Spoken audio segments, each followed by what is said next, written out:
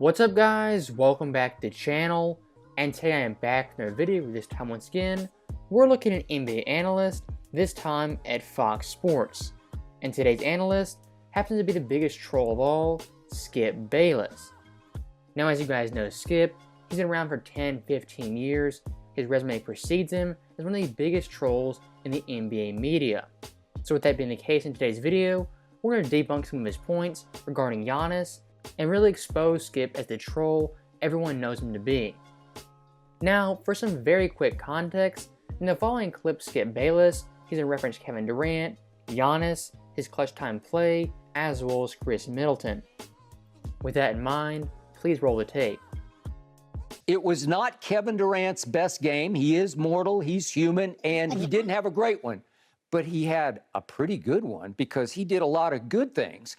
And yet, Giannis did come through, but he shockingly came through because it was completely out of character for him to come through because he's not the closer, and he was forced into the closer role because Middleton got tossed. And I thought it wasn't right that he got tossed, but he did get tossed. So it should be more impressive. Chris Middleton is the closer for this team.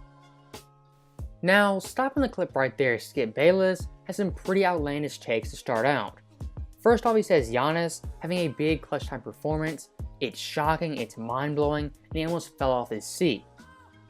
Now I don't know Skip, but if you watch Bucks games and Giannis closely, he's very good, if not great, in the fourth quarters, as well as money time. No, he's not the best shooter, he can't shoot fadeaway threes consistently, he doesn't have the tween hezzy cross that all the pure hoopers want him to have, but he's a very good fourth quarter and money time player. In fact, this year Giannis, when it comes to fourth quarter scoring, has the most total points, averaging 8.5 points per game on 56, 30, and 74 splits, with a plus minus of 2.2. Not bad for a guy who isn't his team's closer. And one thing I do want to point out, when talking about Giannis, people keep moving the goalpost, acting like Giannis has something really big to prove when it comes to playoffs, even the regular season. Right now, Giannis, he's proven he can win a championship being the #1 guy and having big-time performances. I mean, last year in the playoffs, he had 5 big-time games I want to point out to you guys. In Game 4 of the first round versus the Heat, with a chance to close them out, Giannis had 20, 15, and 12 on 50% shooting. Game 6 versus the Nets, down 3-2, he had 30, 17, and 3 on 60% shooting. In Game 7 of that same series, he had 40, 13, and 5 on 63% shooting. In Game 3 of the finals, down 2-0 on the verge of going down 3-0, he had 41, 13, and 6 on 61% shooting. And in Game 6 of that series, had 50 points, 14 boards, and 5 blocks on 64% shooting. So Skip Bayless being in all of Giannis, having a great fourth quarter, a great big-time game. If you watch the Bucks and watch Giannis, you're not surprised in the least. He closed Game 7 in overtime at Brooklyn a year ago in the playoffs. And last night, Giannis had missed all 3 of his threes, and he makes the one that ties the game to send it to overtime. And I fell out of my chair. Isn't that what a clutch player does? Well, he's never been that clutch before because he's not the closer. He always defers to Chris Middleton or even to Drew Holiday. So again, the same nonsense, the same narrative. They really should have stopped in 2020 and even 2021 if you were paying attention. Now for some stats to back me up, let's look at fourth quarter scoring in last year's playoffs. Giannis averaged 8.2 points per game, that was third in the NBA, on 62% shooting and 61% from the free throw line. He had a plus minus of plus 34, the highest of the entire postseason. And when it came to the NBA Finals, the biggest stage, Giannis in that series averaged 9.3 points per game, the highest out of any player, on nearly 70% shooting, with a plus minus of plus 18, which once again was the highest for this series. And one more thing I do want to throw in there, looking at the Bucks playoff run, there were 9 games in that postseason decided by 10 points or fewer. Giannis in the fourth quarters of all those games averaged 9.5 points on 63% shooting. And in all the close games, never scored under 7 points in the fourth quarter. Definitely pretty impressive for a guy who quote-unquote isn't clutch. I give you that. He had to do something. Chris Middleton's, look at his line for the fourth quarter. He's the closer for the team, and he managed to take one shot and miss it and score 0 points. Yeah. So I give you, Giannis stepped into the breach, and he's like, oh, maybe I better do this. But you was trying to make a point about Kevin Durant had 7 points. Giannis had 9 points, 6 rebounds. Mm-hmm. I mean, tell a story. I mean, you left something off. Now, stopping the clip right there, Shannon Sharp, to his credit, calls out Skip Bayless for omitting key facts. And when it comes to Skip Bayless and his bias, most times he lies by omission. It's harder to pick up on, it's sneakier, and to the casual NBA fan, Skip's takes might seem reasonable. And speaking of Skip's takes, let's look at his top 10 players of all time. To be fair, this list for Skip was made in 2018, and since then, it could have changed. But looking at it, his number 1 player of all time, that's Jordan, number 2 is Magic, and number 3 is Shaq. Now, what is Skip's big complaint about Giannis? In the fourth quarters, he isn't reliable, and when it comes to shooting game-winning shots, he isn't the go-to guy in the clutch. Who's a guy who wore number 34 who the exact same logic could apply to? Could it be Shaquille O'Neal, Skip Bayless' 3rd greatest player of all time? Even looking at Bill Russell, he's ahead of Kobe, Bird, as well as LeBron, great fourth quarter and clutch time players. And sticking with Shaquille O'Neal, let's look at his first ever championship series compared to Giannis in 2021. For Giannis, after Game 1 when he was hurt, he averaged 38.2 points per game, 12.4 boards, 5.2 assists, 2.0 blocks, on 62.5% shooting. Shaq in 2000 also averaged 38 points per game, 16.7 boards, 2.3 assists, 2.7 blocks, on 61% shooting. Both these guys, Shaq and Giannis, they're a dominant force of nature. And looking at both those series, Giannis as well as Shaq led the series in fourth quarter scoring. But for Shaq, look at the 0-1 finals, the 0-2 finals, the 0-3 playoffs, as well as the 0-4 playoffs. In 4 straight years, Shaq wasn't his team's leader in fourth quarter scoring. That was Kobe Bean Bryant. But as you saw, Skip has Shaq at number 3 and Kobe at number 7.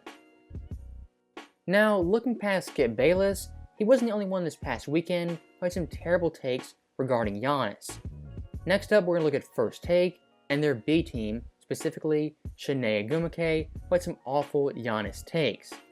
You know, whether Why isn't it a conversation, Shanae? Why isn't it obvious that it's Giannis is the best player? This guy's probably the defensive player of the year and win a scoring title. It comes down to and the it's still not definition set. of what does best player constitute.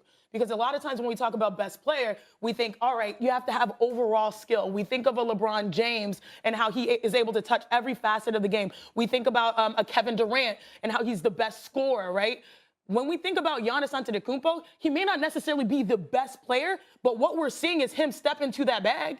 I mean, yesterday, knocking down that 3 when it mattered most, that's evolution. Now, stopping the clip right there, Shanae Agumake has really no understanding of being the best player in the entire NBA. And looking at Giannis, on both ends of the floor, as a two-way player, he's clearing away the best player in the entire league.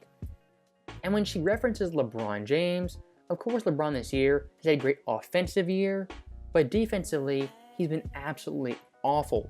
Even looking at Kevin Durant, this year KD is averaging less points than Giannis while playing worse defense. I just feel like the NBA media, they go out of their way to sidestep Giannis and not give him the crown as a clear-cut best player in the world. And at the end of that clip, she says Giannis, he's evolving and he's stepping into that bag. No, Giannis since the 2021 finals, that's when he arrived as the best player in the world and he quote-unquote stepped into that bag and evolved.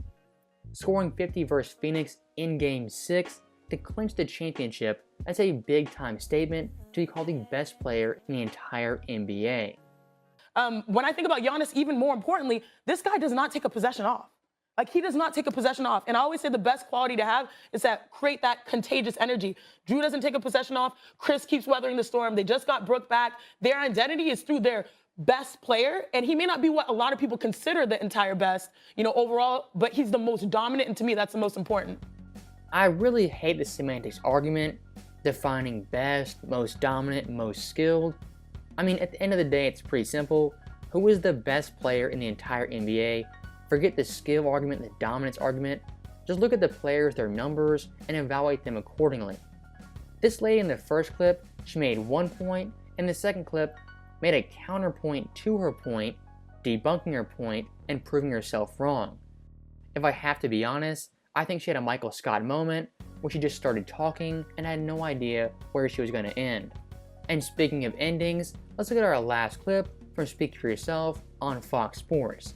You have Marcellus Wiley as well as Emmanuel Acho. It was Kevin Durant. He dropped 49, what was it, 49, 17, and 10 in the playoff game in what would have been or could have been a closeout type of elimination game. Then it was Kevin Durant. Giannis even proclaimed, yo, Kevin Durant's a beast. But then Giannis... Nah, he didn't say he's a beast. He said the best player. But then Giannis proceeded to give him a 40-piece in an elimination game, then go against the Suns and give them a 50-piece in an elimination game. Here's my thing, though, Sal. How many championships does Giannis have since we only going to do 4? He has 1. How many Kevin Durant got? He got 2. How many finals MVPs Giannis got? Got 1. Well, how many Kevin Durant got? 2. Like, when he going to beat Kevin Durant in something? So, stopping the clip right there, Acho on your right, he's arguing for Giannis being the best player, and Marcellus Wiley on your left is arguing for KD. Now for 1 second, let's step back and evaluate this argument. Marcellus Wiley is looking at championships as well as finals MVPs. For Kevin Durant, that was in 2017 as well as 2018. It's been nearly 4 years since Kevin Durant won a championship. For the best player in the world argument, we're talking about right now, in the moment, in 2022. Not 2, 3, even 4 years ago, right now in the moment. Because if we're looking at all-time resumes, LeBron James still will be the best player in the world, seeing as he has 4 championships, 4 MVPs, as well as 4 finals MVPs. He took this team by himself last year to Game 7, a toe game. Kevin Durant by himself. And he lost, correct? And he lost to them, yes. But guess what? He was already bona fide as the best player on the planet. So he didn't lose by a gap enough to take him from being the best player on the planet. He comes into this year, right now, KD is performing better than Giannis. Yes. Oh, wait. Yes. In what? You ready? In what? In what categories? Let's get this. You ready? Who's scoring more this year? Now, stepping in really quickly, I'll answer that question. Giannis this year compared to Kevin Durant averages more points, more boards, more blocks, more steals, higher field goal percentage, higher true shooting percentage. He has a higher win shares, offensive win shares, defensive win shares, plus minus, block plus minus, offensive plus minus, defensive plus minus, VORP, as well as win shares per 48. In virtually every stat, Giannis clears Kevin Durant this year, coming with a championship as well as finals MVP. I think those numbers, those stats right there, are enough for me and a lot of people to say Giannis is the best player in the entire world. So with that finally being said, that is the end of the video, exposing Skip Bayless, Janae Gumake, as well as Marcellus Wiley on their terrible Giannis takes. As always, thank you guys for watching, hope you enjoyed it. I'll see you guys next time.